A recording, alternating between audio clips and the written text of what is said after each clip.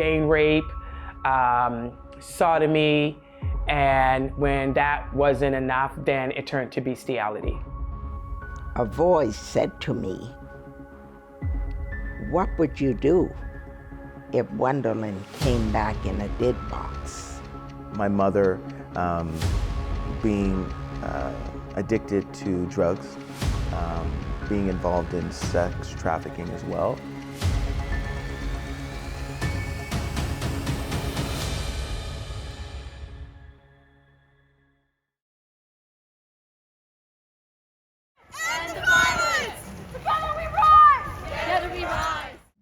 The deepest scar that is left from sex trafficking is the trauma, the prolonged trauma.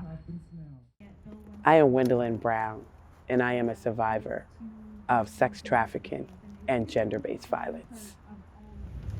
Today, we march for the women who are suffering in silence. We march for the children who are witnessing violence in their homes.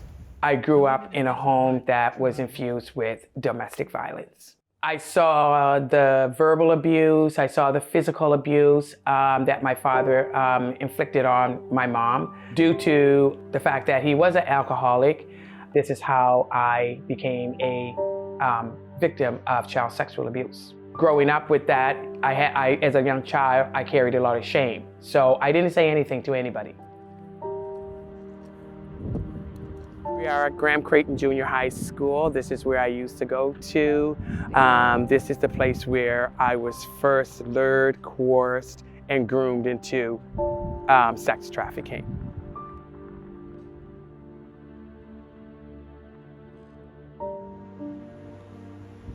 My trafficker literally came over there. He got me to come over here. And I remember standing outside of his car. And you know, this is where it started. Wyndolyn was a quiet girl from the beginning, and now here it is a more momentous atmosphere. And so that kind of worried me. And at one point, I did find her, or I knew of her, being in a home where she shouldn't have been, with men. And I had to get the police and all that involved in that situation. Well, as far as I knew, they were like prostituting girls. I'm looking for Jesus to come. Looking for Jesus to come. One evening he came out and he just took me straight to North Preston. And then the next thing I know, he was getting me to have sex with other people.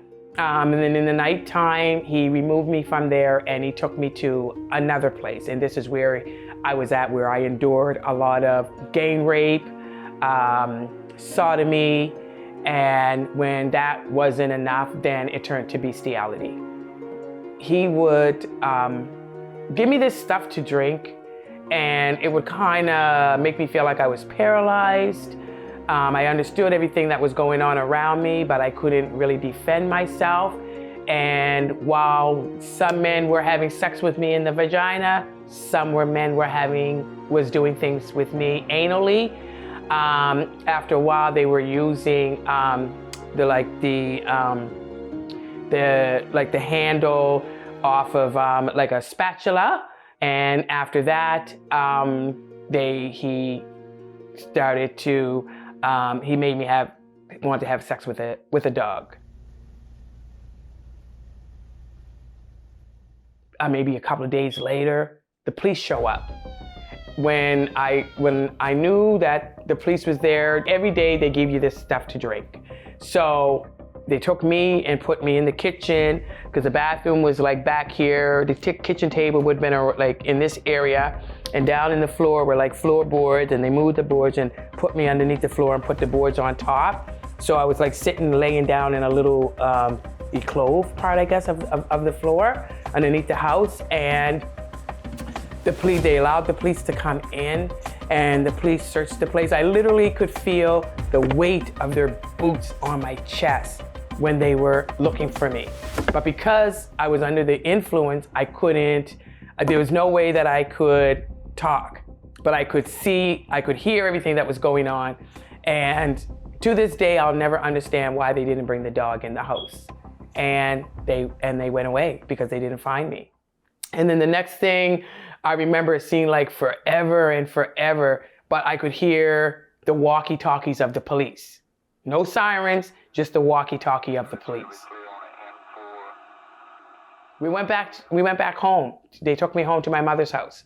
When I was asked by my parent, my mom, like, what happened? And I wouldn't say anything because number one, I was embarrassed. Number two, I was scared. I really wasn't sure how my mom was gonna react because mom was very quick with spare not the rod. So she was quick to give you a beating. And at this point, I would have took the beating, to be honest with you, because I've been through so much.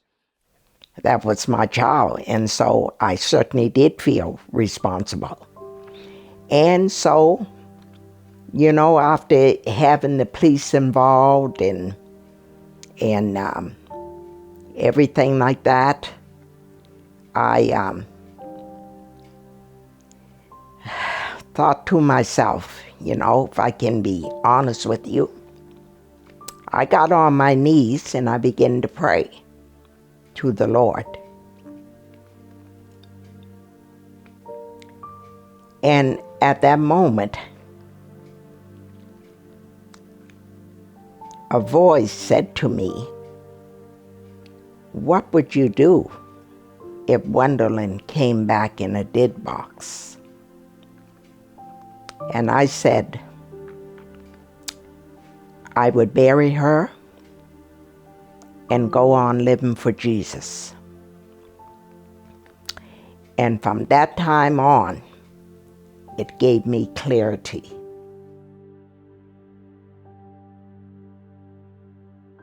There's a lot of factors. Some of it comes down to the way that crimes are reported in each province and how they're documented and basically recorded on our systems.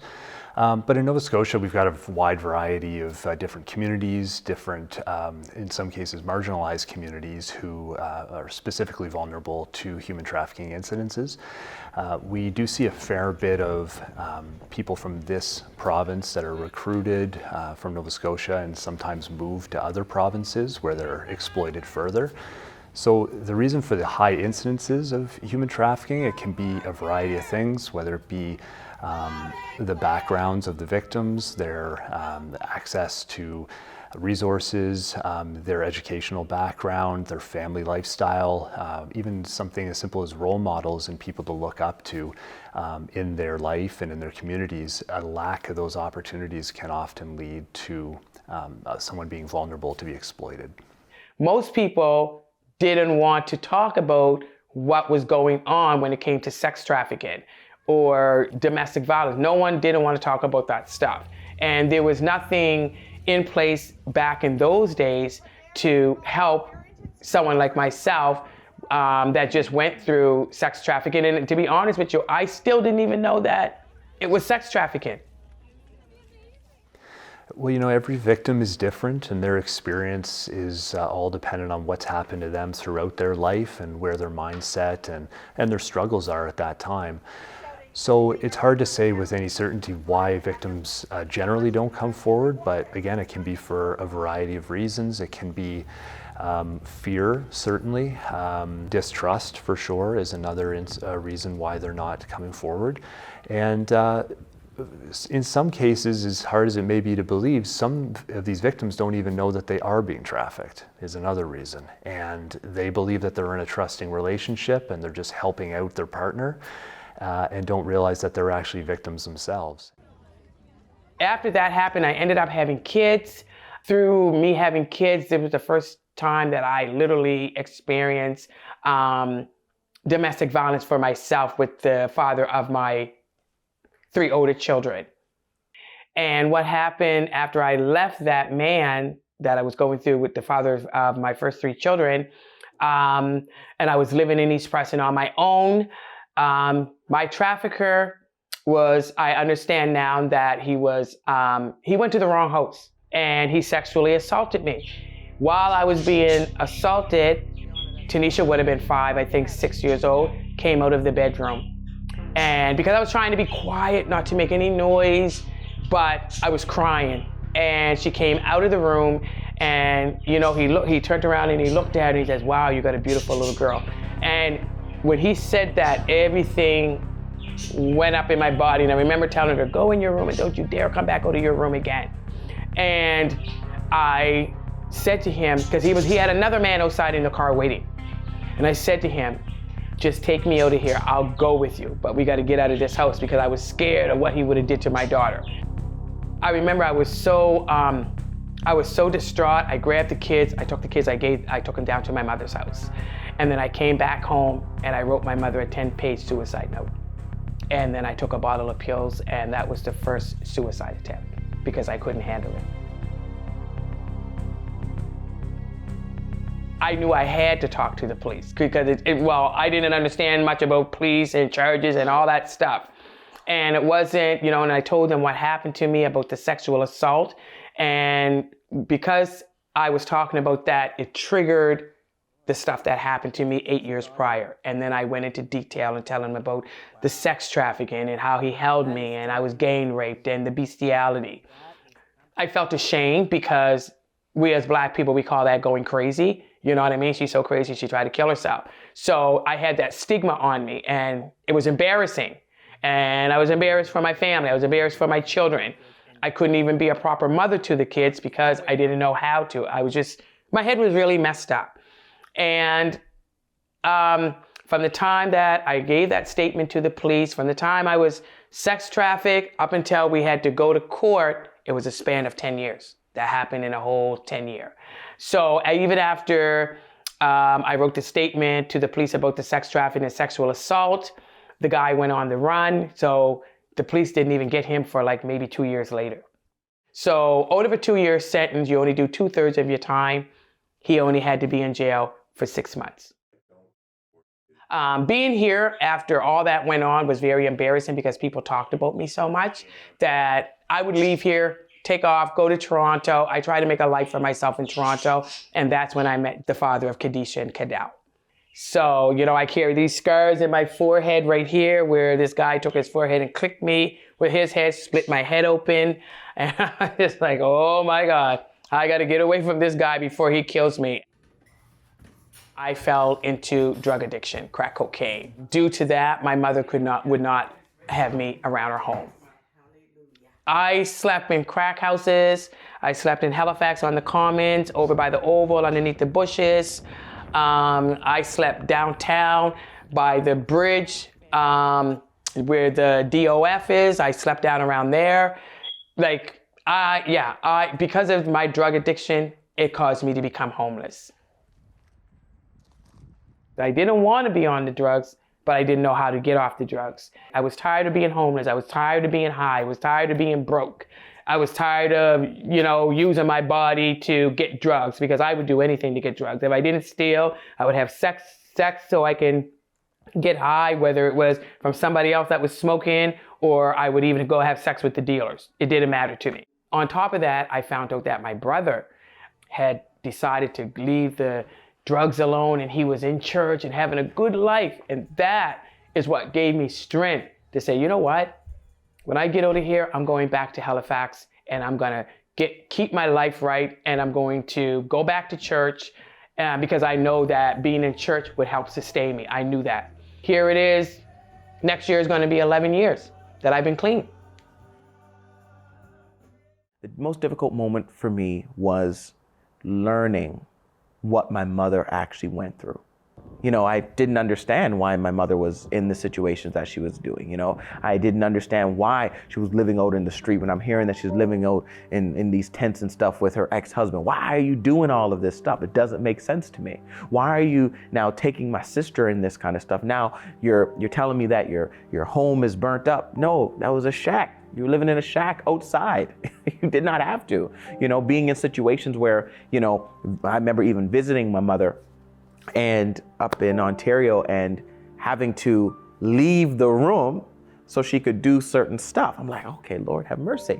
So after a while you do lose respect because you're judging the situation without understanding the circumstances that led there, you know? And so, as I said, that's where I was in a position where I was like, you know what, I did lose respect for my mother, 100%. And even to the point, like I could treat my mother like garbage.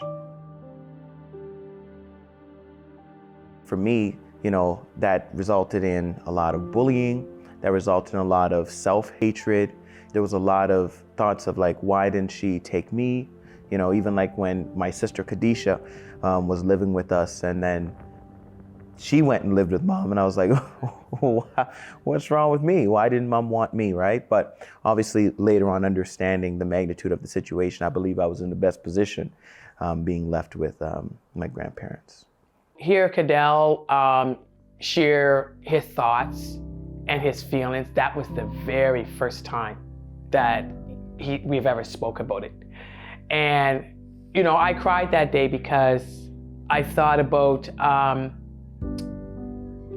the hurt that I must have caused him. And I remember when he was being bullied, I literally got mad and I went to the school and I made those young boys sit down and I threatened them. If you mess with my son, this is what I'm gonna do to you, because I didn't know how else to help him. But everybody knows I was a little cuckoo out there, and you better not mess with her kids or she'll go crazy. But to hear Kadel speak those words, it crushed my insides. And I felt so bad that he had to go through that. I felt bad to hear his thoughts of how that made him feel. I felt bad to hear him say that he disrespected me. I felt bad to hear him say I had no respect for my mother. That really hurt me. That really hurt me, because that's not the man that he is today, and that is not the relationship that we have today. And to be honest with you, within the past 7 years, me and my children are just starting to form a relationship, because we didn't have that. If you don't know me, I'm Wyndolyn Brown. I'm the CEO and owner of Empowerment for Hope Society. And my mission is to help those that are affected by gender-based violence. Empowerment for Hope came to life back in 2020. And I remember in November the 19th, 2022 was the launch of Empowerment for Hope.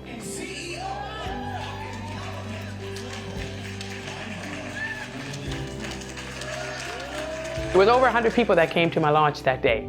And we were at the library in Woodlawn, and I remember I was standing up on that stage and I had to share my story.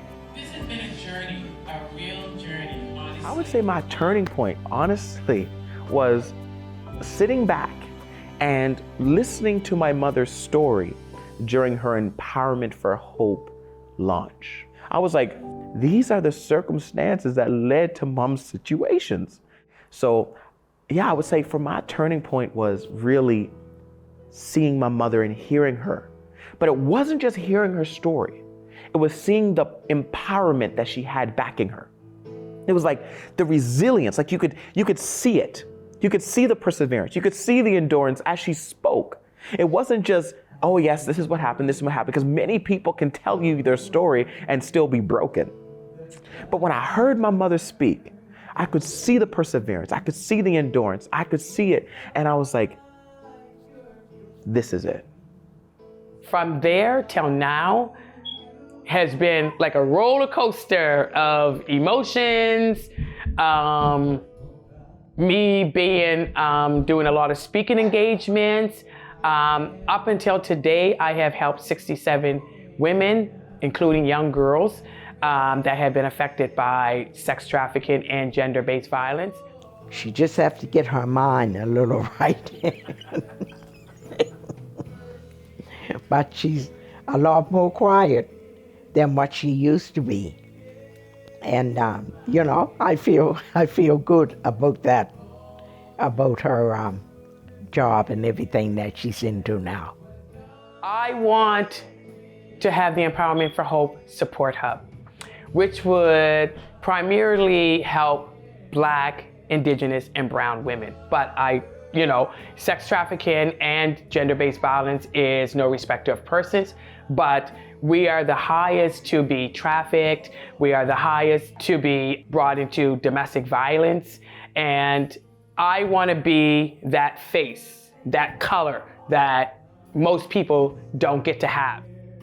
My mission was to be able to help those affected by gender-based violence and sex trafficking, to literally to be the voice for the people that can't speak. By showing my vulnerability and being transparent about the things that I went through. This is why I have helped the 67 women and young girls to this day, because of my transparency. And the mission is still the same, to break down the walls of violence, of trauma, and to break down the walls of silence on sex trafficking, and giving families and children a better future through education and awareness. So I'm here to empower. And how do I do that? By empowering through my own story.